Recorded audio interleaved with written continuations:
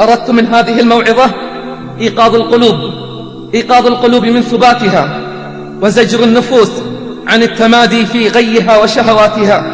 أردت من هذه الموعظة أن يزيد الصالح في صلاحه، وأن يستيقظ الغافل قبل حسرته وقبل مماته. لقد رأيت الحياة تمضي مسرعة، ومعظم أهلها في غفلة.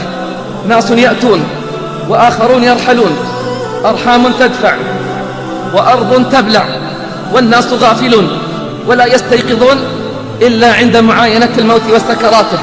أحبتي، إن الحياة على ظهر هذه الحياة موقوتة محدودة، وستأتي النهاية حتما، فيموت الصالحون والطالحون، ويموت المتقون والمذنبون، ويموت الأبطال المجاهدون والجبناء القاعدون، يموت أصحاب الهمم العالية، ويموت التافهون الذين لا يعيشون إلا من أجل شهوات الفروج والبطون.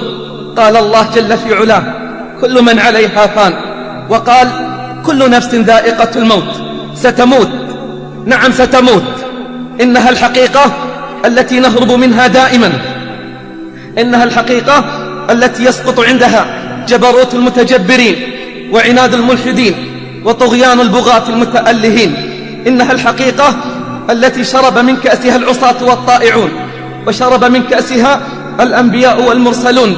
قال الله: وما جعلنا لبشر من قبلك الخلد أفإن مت فهم الخالدون. كل باك سيبكى، وكل ناع سينعى، وكل مذخور سيفنى، وكل مذكور سينسى. ليس غير الله يبقى، من علا فالله أعلى. اعلم رعاك الله أنه من عاش مات، ومن مات فات، وكل ما هو آت آت. من كان يرجو لقاء الله فإن أجل الله لآت. إن حياتك إنما تبدأ بعد مماتك. يا ابن آدم، أنت الذي ولدتك أمك باكيا، والناس حولك يضحكون سرورا، فاعمل لنفسك أن تكون إذا بكوا في يوم موتك ضاحكا مسرورا. اعلم بارك الله فيك أن لا سبيل للخلود في هذه الحياة.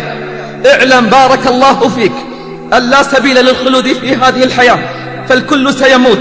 إنه الموت أعظم المواعظ وأبلغها، وهو أول خطوة إلى الآخرة. فمن مات قامت قيامته. قال صلى الله عليه وسلم: القبر أول منازل الآخرة، فدارنا أمامنا، وحياتنا الحقيقية هي بعد موتنا. أين الأكاسرة؟ أين الجبابرة والعتاة الأول؟ أخذ أموالهم سواهم، والدنيا دول.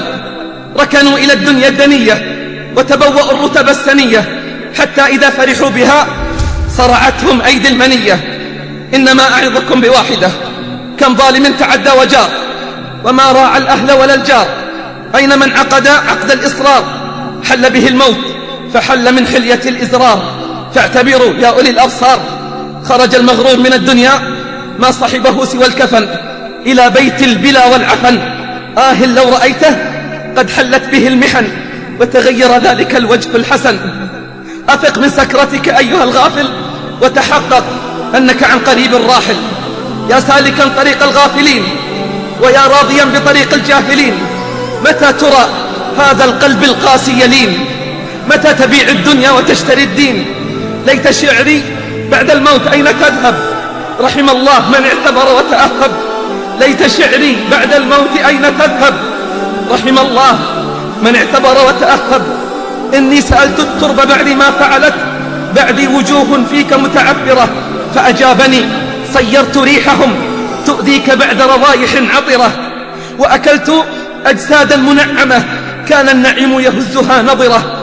لم يبقى غير جماجم تعرت، بيض تلوح وأعظم نخرة. أين الحبيب الذي كان وانتقل؟ أين كثير المال وطويل الأمل؟ أما خلا كل في لحده مع العمل؟ أين من تنعم في قصره؟ أليس في قبره نزل؟ أفق من سكرتك، وتذكر نزول حفرتك. تذكر هجران الأقارب، وتذكر إنما أعظكم بواحدة: رأى أحدهم قريبا له ميتا في المنام، فقال له: كيف أنت؟ قال: ندمنا على أمر عظيم، نعلم ولا نعمل، وأنتم تعلمون ولا تعملون، وأنتم تعلمون ولا تعلمون. والله لتسبيحة أو تسبيحتان أو ركعة أو ركعتان في صحيفة أحدنا أحب إلينا من الدنيا وما فيها. أين أثر المواعظ؟ أين أثر المواعظ والآيات في قلوبنا؟ أين أثر كلام الرحمن في حياتنا؟